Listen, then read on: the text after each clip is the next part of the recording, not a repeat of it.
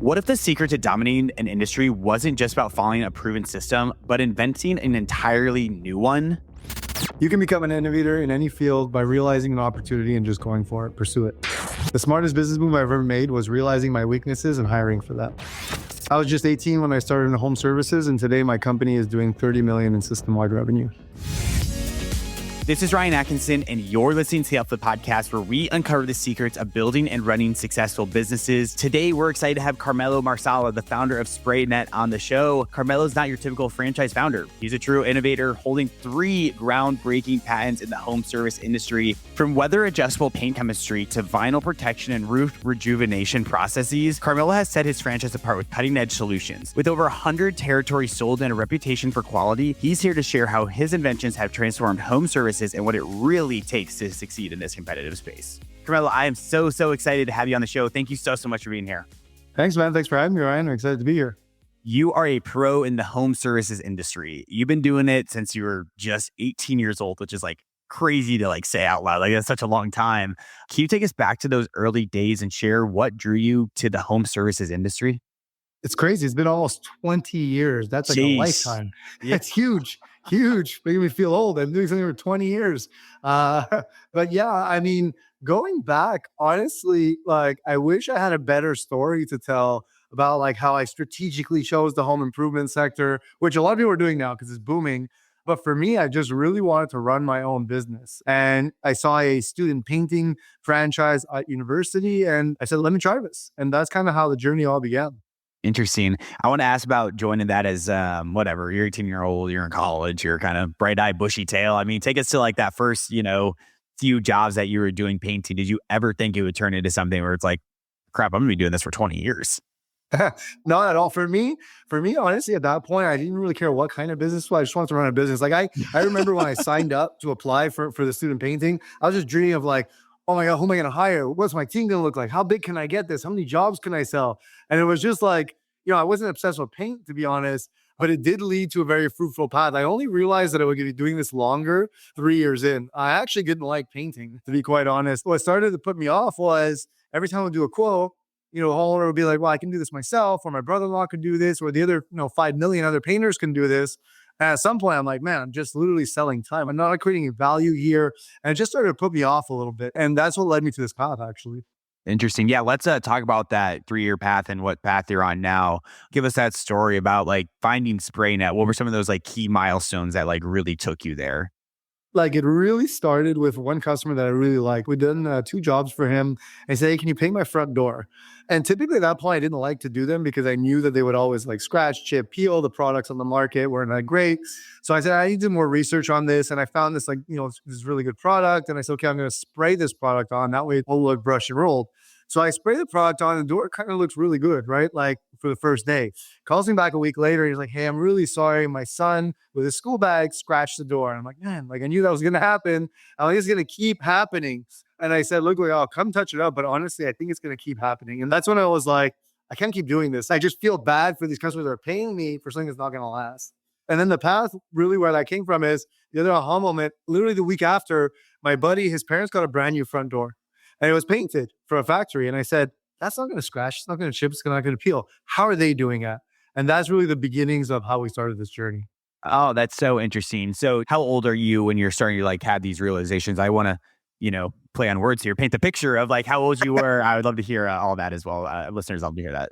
So at 21 years old, I saw this brand new door and I said, I got to figure out how they do this in a factory. So I went to the factory and I said, hey, can I grab some of that paint that you guys are using in the factory and be able to apply it on site? And that was actually not as easy as I anticipated. So those products, A, were super toxic, and B, they dry too fast. Because when you're painting a door in a factory, you want to be able to spray it, wrap it, ship it out. So I said, if we can tweak this or tailor this to be able to apply it on site, we'd be on something. And that's kind of how it all started. Yeah, that's really interesting. So once you get like all the paints and stuff, would love to hear about that journey as well. So let's just say, okay, got like the paint. I know like this is going to be scratch resistant here. Like what's kind of the next step there? Well, that's the thing is the paint didn't work. So, oh no. Yeah. So the thing is it worked. You can't apply it on site. Like when it's cold outside or when it's hot outside, it would crack. I just wasn't getting that same finish because in a factory, everything's controlled. So I actually went to look at how these paints are manufactured. And I finally found a chemist who believed in, what I was trying to do here. It's like, hey, how about if we tweak this so that I apply this on site and then eventually, weather adjust it? Because that's what we realized we had to do is if it's too hot, too cold, we had to be able to slow down or speed up the dry time. And that's actually how we started our first paint formulation. Oh my God, that's super interesting. So you guys went to a chemist to help you guys develop like this first paint here. And not just one chemist, many chemists. And everybody told me it was impossible. So I actually took some online formulation courses. I actually went to the Missouri Institute of Paint Formulation to figure this out so that I could actually speak to them in a way where I was like, no, I think if we do this, it'd be possible. Finally found someone who was open to the idea. Because this is your first patent in paint that you guys are creating here, it sounds like. That's our first patented process. Yeah. That's so crazy. So what was that process like to go from idea to like final product? I want to talk about the competitive advantage it also gave you guys, because obviously you're doing this to get your moat around you, but I'd love to hear what was that process like and how did it give you a competitive advantage? Well, the process was long. I mean, being able to do this, there was a reason why everybody said it couldn't be done because many factors at play here. You have to formulate for the equipment. You have to formulate for the applicators. At this point, it was myself. So that was easy for me. But you also have to formulate for the weather. And that's where our patent came from. We had to be able to speed up or slow down based on the weather that day. We finally came up with a viable product and we tested it on a few houses and, it held, right? And we knew that it was going to hold long term. We just needed to make sure that we were able to apply it in all these different conditions. That's how we started. So from there, we did front doors, garage doors, then vinyl windows. And then we branched out into all the other services that we do now. We're taking the same approach, really. Who was working on this? Was it just you? I know you're saying we here. So who was all like part of that early founding team for SprayNet?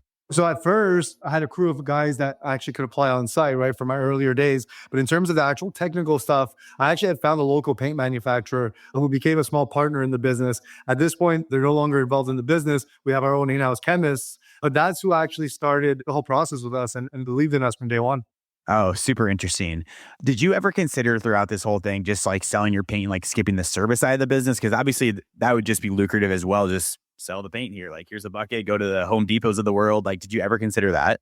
That's actually a good point. So the problem with that is we would like to eventually have a DIY version. The thing is, the reason why we're able to do what we do is because we go from formulation to application. And the reason that that's important is because I can't just give you this product, Brian, and be like, hey, apply it. It's formulated literally for the equipment that we use. And we have a specific process that we use to apply it. If you don't do all of those pieces together, you're not going to get that longevity and that factory finish. So it's not really a product that you can just have on the shelves of the stores. We are working on something that would be like that. It just wouldn't be as durable, but better than what exists on the market. When you're going to customers, I mean, talk about building that competitive advantage and why it's so important as an entrepreneur in the home services business to have some sort of competitive advantage such as this. Yeah, well, I mean, for me, literally, I got out of the conventional painting space because I felt like I wasn't creating any value for the homeowner. I was literally just selling time. And the thing is, if you're selling time, at the end of the day, you're selling a commodity.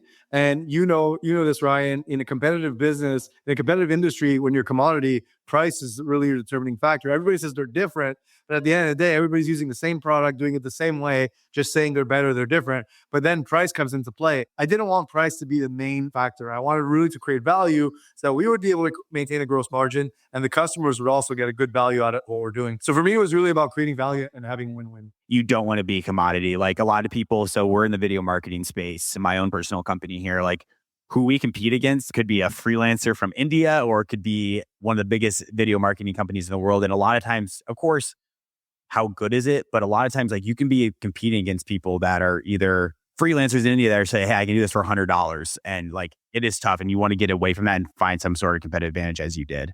We actually just secured our 4th patent. And Wow. we keep patenting stuff. Just really the purpose of that is to show that like, hey, we're actually doing something different. We're creating real value for you. And like we're positioning ourselves, not even painting is we're an alternative to replacement. So, you can replace all of this stuff, but for a fraction of the cost, you can get all the benefits, for a fraction of the cost, time and mass, right? That's kind of our key thing. So I don't even consider ourselves really in the painting industry. We actually refer a lot of jobs to painters, right? Like we don't do walls, we don't do peeling paint. We don't do that stuff. We really specialize. And I think specialization is another good one because I think people try to do everything at this point. When you try to do everything, jack of all trades, master of none. But we really want to specialize and be the best at what we're doing. Yeah. I want to talk about that some more as well, because we have a ton of home services on the UpFlip podcast. Like that is our true wheelhouse of what we have. And you're saying, don't offer every service out there. You're really saying specialize in one and get really good at that. Why? For me personally, I mean, there's no right or wrong answer to this. For me personally, it's about our brand promise. And, as a franchisor, what we're selling essentially to franchisees our brand. And our brand promise is a 15-year no appeal warranty, no hassle for the Wow. customer, and transparent pricing. So in order for us to be able to deliver on that promise, our services need to fit within it. And if it doesn't fit within it, we don't offer it. So that stems from my days and the pain that I had as a conventional painter. I just didn't want to be like everybody else, right? I wanted to offer something that's different. So we created that USP and we really stick to it. So once you get this patented paint here, I would love to talk about like revenue in those early days. You get this patented paint, you guys are like, all right, we've got something here. I mean, talk to us how that impacts you guys' revenue, especially in those early days. Well, let me give you a bit of context. Because at first, I thought, if I just take these conventional paints and I spray them, I'd be onto something. I'd be like, like at least like revolutionary, right? But not really. So, I mean, it was better than brushing and rolling them because the finish was better, right? And it's funny, just from spraying the products, that was almost enough to differentiate ourselves. And we grew really fast. But really, when we started growing extremely quickly is when we added the layer of like this custom chemistry, right? Because then we're really able to offer something different. We went from 150K in revenue to 3 million in revenue in less than 3 years. And What? yeah, and when I talk about revenue, that was annual revenue, but back then we were only operating 5 months of the year because we were doing only exteriors. So it was nuts. Like we did 1,200 jobs in 5 months because here in Canada, we could only operate from like May to maybe October. And the rest of the year we couldn't do anything because we didn't do kitchens back then. Wait, so I want to know again, you guys did $3 million in revenue in basically like 5 months of business. Am I hearing that right? Yep. Yep. That is literally insane. And it's from all exterior paint jobs because of this patented paint here. Only exteriors, and it was just nuts. We had like 60 guys. It was craziness. Oh my God. I mean, how are you guys marketing that? Because I want to talk to people that do want to do $3 million in 5 months. Of course, there's a lot to get there. I'm mindful of that. I want to talk about how did you guys market that? Was it all referrals? Were you just guys, hey, we've got this innovative paint, it won't chip? Talk to us about that. That is amazing. $3 million in 5 months. Yeah, it was that. But they say build it and they will come. No, they won't. People need to know about it. You need to market it. So any opportunity we had to market our product, whether you Facebook ads, Google ads, magazines, direct mail, home shows, we literally did everything. We also got a ton of referrals because the thing is, once people start realizing, wow, this is actually real and possible, we did 13 houses on one street. And then we realized we call it fishing. So we would create bait, right? The bait would be the home wrapped up in blue and orange tape. We actually manufacture our own blue and orange tape. We had a spray booth out front. We had feather flags. And people would just come and line up and be like, what are you guys doing? And that was our bait. We'd go fishing. We'd get those leads. So we generate from job size to paid. Basically, whatever we could do, we were doing it.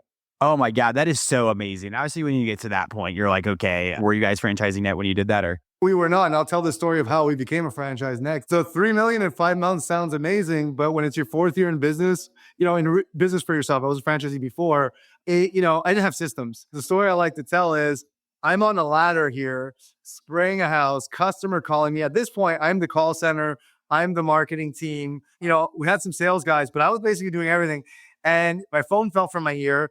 I threw my spray gun down. I said, this is not sustainable. This is craziness. I'm working 20 hours a day, literally, barely sleeping. I know it was only 5 months, but even in the off season, we had stuff to prep. So in that off season, actually, I read the E-Myth Revisited. And I think I spoke about this on the UpFlip video. And it spoke about franchising. And I said, well, man, I used to be a franchisee. Maybe I can scale this thing through franchising. And that's when we really started putting systems in place to be able to replicate it, but also not me being the entire bottleneck of the business. Oh man, it's always so interesting to hear how that light bulb moment just goes over your head. It's oh, you know what? I should franchise this. So you're working 20 hours a day, decide to put some systems in place. What were those early systems that you guys put in place? The first one, right? So it's funny because our production guys were like, we can't read the sales guy's handwriting. And we're like, wow, this is a stupid problem. So we decided to digitize the quoting system.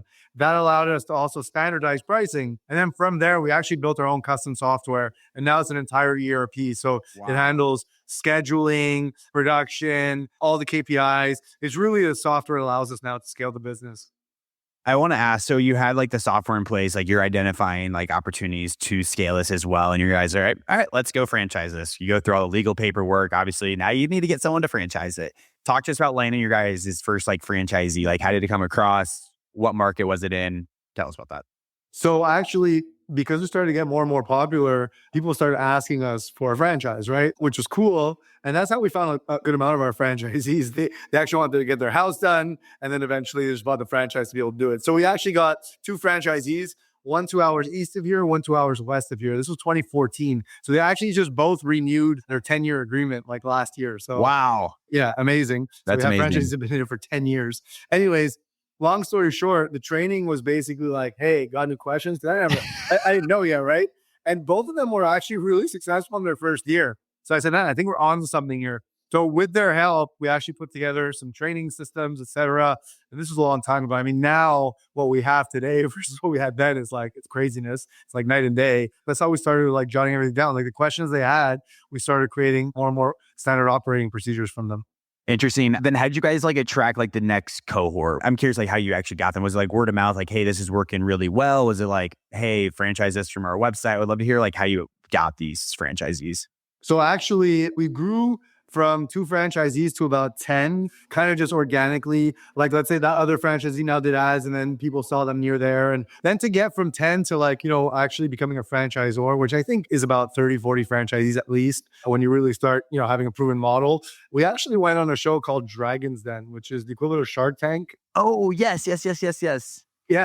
This is in 2016. And we actually broke the internet, literally speaking. Microsoft thought we were getting hacked and they shut off all of our servers because we got 1,200 franchise requests within 24 hours.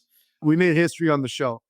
And then we sold out basically the entire country of Canada.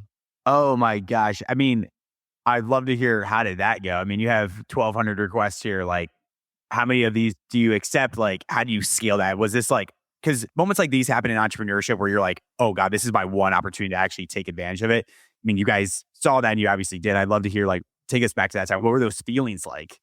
Since we're going to be honest on this podcast, it was a mess. Like, like doing 3 million when you don't know what you're doing was messy, and we figured that out. But when you're not really sure how to be a franchisor yet, now you've got 1,200 franchise requests.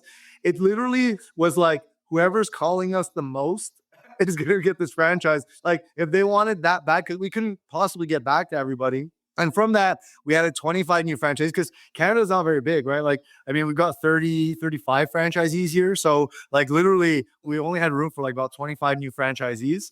And it was literally people who wanted it the most because we figured if they wanted that bad, they'll do well, right? They'll do what it takes to succeed. And 2016 to about 2018 was a huge learning experience for us as a franchisor because, I mean, we didn't really know how to be a franchisor yet. Now we've got, 30 plus franchisees. So that was messy, but a lot of them made it. And in 2018, actually, we won the Franchisees Choice Award, which was huge for us because it's That's like, wow, huge. Yeah, we figured out how to be a good franchisor despite, building the plane while flying it kind of thing. So lots of learnings while doing throughout the years. Oh man, that is so crazy. I mean, you just have like so much more like responsibility. I mean, what challenges did you face like scaling this? Like what were like those really big challenges from, I think you said 2015 to 2016, like talk to us about those big challenges. Well, the thing is like, our first few franchisees we were close to, they were like within driving distance. You could speak to like 5 to 10 people relatively easy. When it's like 30 people, now we needed a franchise support team. We need to take people out of our corporate operations. So like our corporate territories to help support them. That suffered. We also realized that like some of the other franchisees kind of already knew our business because they wanted to be customers. These people didn't, and they'd never had run a business before. So we had to teach them things that we didn't even realize we had to teach them. Oh God. It was just like nuts. It was like, wow, people don't know that. Like we need to create an SOP for that. And it's like, we need to update our training program. The thing is, we were training all these guys at the same time. So we didn't have the opportunity to iterate, which we've done, throughout the years now. Like our training program is night and day, but it was just basically, we were all in it together. And I'm grateful for all those franchises. We actually had our convention in Mexico and we're actually joking about it for some of those OG franchisees. And they're like, man, like what a difference it is today from when we started. They were like almost like guinea pigs, right? Yeah. I think that is so crazy because like systemizing a business is obviously like so important to do, but like until you have that systemizing hat on, you really don't know like what you need to systemize until questions start coming your way. And you're like, okay, like I need to systemize that. I'm sure you guys felt that so many times throughout that growing process. Oh yeah. And now we have many forums where franchisees can ask questions, and we actually use AI bots now to be able to answer them. So we actually use an AI bot that scours all of our material to be able to answer questions for franchisees like literally within seconds. We went from not having enough content to having so much content that franchisees were overwhelmed with the amount of content. So we're creating an AI bot so they could just ask that question conversationally and get the information they need. Ah, dude, it's so crazy. I want to ask about like the support that you guys offer franchisees. So if someone like signs up, like what are they getting from like a marketing perspective, technology, operations? Like talk to us about this. Let's just say someone's like, hey, you know what? I want to do SprayNet. What do you give them? Oh man, there's so much training. We've got a 1 week of virtual pre-training. Then we have 2 weeks of virtual training with the group. Like we're actually in training right now with 6 new franchisees. Oh, wow. Actually, yeah, 7. They're at their 4th week. So after those 2 virtual weeks, there's a full week at our Miami office. So right now they're actually in our Miami office for 1 week of in-person training. That in-person training, we have a whole facility where they could spray different doors and do in-person sales training. Then after that, all the while their marketing is beginning. So our marketing team starts all their digital marketing stuff. Then they create their annual financial plan. Then we go in their territory to do the first sales. Then we go in their territory to do the first few jobs. And then they have an assigned business coach. I mean, I could talk about this for longer, but that's at a high level what it is. And if they do want to learn information, we'll definitely have more in the description below where you guys can click the link in the description and hear more about SprayNet. And if someone does want to join your guys' catalog of franchisees, I mean, how many franchisees do you guys have today? We've got over 70 franchisees in about 130 franchise locations. Wow. And I know you guys started in Canada and you guys are obviously in the United States now. What were the challenges of going from Canada to the United States? Were there any challenges? I'm just like curious on that. It's international business at that point. Yeah, I mean, what most people don't realize about Canada is 90% of our population lives within an hour and a half of the US border. So, like, I mean, I know there's a lot of jokes about a 51st state now and all of that, but I mean, the reality is we're very similar, right? We always dream about doing business in the US because it's a similar market, just much bigger. And for us, what's cool is like, it's a lot less seasonal too. Some places they can work 10 months or 12 months of the year exteriors. The challenges really were just in the way that people buy franchises in the US versus Canada. So a lot of the people here knew the brand, bought the franchise. In the US, a lot of people work through like different types of franchise consultants and they're just exploring franchising in general. So they don't necessarily like know SprayNet yet. They're just looking for their next opportunity. So the education process was slightly different. But once franchisees are onboarded, I think it's very similar. I mean, both markets are so similar. I mean, it's not like we're going like to Europe here. You know what I mean? I loved everything that we had talked about straight now. I want to keep talking about like advice for people. You know, you guys have innovated a lot in like an established industry. So that's kind of my question here. Like, what advice would you give to someone looking to innovate in an established industry? Not even home services, but just in like general. Like, what are you looking for?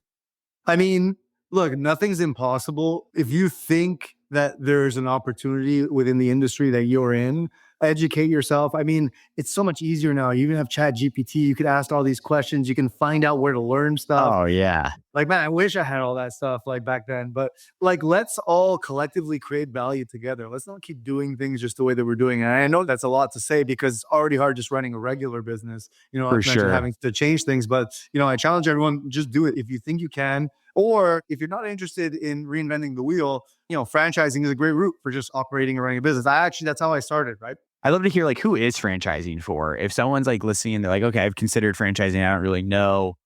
What advice would you give to someone like who is franchising really for here? I think it's everybody who's got that like itch. Like, what I hear the most is like, the 9 to 5 grind. I'm traveling a lot. I don't get to have an impact in my community. Another thing I hear a lot is I'm making somebody else rich. I don't have an asset for myself. But they always say, but I don't have a good idea. And that's exactly what franchising is. You don't need the idea. You just need the sweat equity to run and build a business for yourself, right? We've got the idea. We've got the systems. You can build that business for yourself and build an asset for yourself, right? I love it. I know you're 20 years into this now. I started when you're 18. If you go back to your younger self, like what's one piece of advice that you would give? I know this question was asked in the UpFlip, and I know it's not a popular answer, but I don't like giving advice to my younger self in hindsight, just because hindsight is 2020. I think you need to be a bit naive, because if I wasn't naive, I probably wouldn't have tried to do what I did. That's good. So I think it's like, hey, educate yourself, read, make sure that you know what you're talking about somewhat, but like be naive, go out there, go get it. Just try. I mean, if you don't quit, you can't fail, right? So I would just say persistence, grit, resilience, all those keywords that everybody uses, all those buzzwords, just go for it. Just do it. It's so good. Yeah, I think that is like the benefit of being younger in your 20s. You're kind of naive to like actually how hard it is like running a business. Had I known how hard it was, I probably wouldn't have done Yeah. Oh, yeah. it. That's what the NVIDIA CEO. I'm blanking on his name right now, but the NVIDIA CEO and founder. He was asked a similar question. And he said, like, "What would you tell your younger self?" And he's like, "I don't think I would honestly do that because the ups and downs of entrepreneurship, as you know, are very, very real. Like you have those high moments where you're like, oh my god, we just did record-breaking numbers." The next day, you have 30 customer complaints where you're in the lows of lows. Like the variability with entrepreneurship is just so insane. Well, that's the thing. And that's why franchising is good in between, though, because there's a lot of stuff you don't have to do, right? It's a nice in between. Well, it's been an honor to have you so far, and I'm excited to go to our Fan Blitz questions. And these are questions submitted from our community. If you guys want to join in on world-class entrepreneurs, go to www.youtube.com/upflip and submit your questions there. Carmelo, you ready for our last 5 questions here? Let's do it. Cool. Number 1, what's the best and worst part of being an entrepreneur? The best part is looking into that crowd in Mexico and seeing all the people that are here because of the brand, because of you. The worst part is all those low lows, but I mean, it's part of the game. When it rains, it pours. Sometimes it just all happens at once. So yeah, obviously that sucks, but hey, you can't have highs if you don't have lows. Yeah, so good. Number 2, what book had the biggest impact on your business? 2 of them. The E-Myth Revisited, because I mentioned that one earlier, because it helped me start into franchising. And The Hard Thing About Hard Things, it just really shows you what it means to succeed. And you're not the only one that's grinding. It's just a requirement. Number 3, if you could have anyone in the world endorse your business, who would it be? That is a great question. Anybody in the world endorse our business? Wow. I can't think of anybody right off the top of my head right now. Taylor Swift, Elon Musk, Bill Gates. My daughter would love if I would say Taylor Swift. I am a huge fan of Elon Musk. So obviously, if you were to endorse our business, it would mean that, he actually thought there was something different here and true. So I guess let's go with Elon Musk. Yeah. And the reach Elon Musk has is pretty significant. So yeah, that would be good. Yeah. Yeah. That's also a reason I love Elon Musk for that question. Number 4, what's one sentence you want to hear from your franchisees? I don't regret doing this. It was the best decision I ever made. That's really good. Number 5, last one for you. Did you ever imagine you'd reach this level of success? When you say success, for me, I feel like we're not there yet. The job's not done. It was always a plan to franchise across North America. So I like to say failing to plan is planning to fail. So yeah, I think we were intentional about getting here. And now the next step is crossing the $100 million mark. Awesome. Well, I feel like I have crossed the $100 million mark on this episode. Carmelo, you have been so good. I appreciate you joining. If someone's like, oh my gosh, I need to learn more about him, need to learn more about SprayNet, where can they learn more about you and SprayNet? SprayNetFranchise.com. That's where our franchise went. We're just SprayNet.com. That's also just our consumer-facing website. Everyone, that was an awesome episode with Carmelo. It blows my mind. $3 million in 5 months is just crazy. 3 quick takeaways for you. Number 1, have a competitive advantage. He developed that pain so he could have a competitive advantage in the home services industry. Super important for you to do. Number 2, love what you do. If you are looking to franchise an opportunity, make sure you love it. Make sure you love the work and something that you can see yourself doing for 10, 20, 30 years. Last one, I love his tidbit. Be naive. When you start a company, you really have no idea what you're getting yourself into with the highs and lows, but also just figuring out how to make it work. Really good episode here with Carmelo. If you've been enjoying this episode, please don't forget to leave us a review. Your reviews and feedback allow us to bring more amazing guests like Carmelo onto the show. Carmelo, thank you so much for being here today. Thanks, Ryan. Had fun.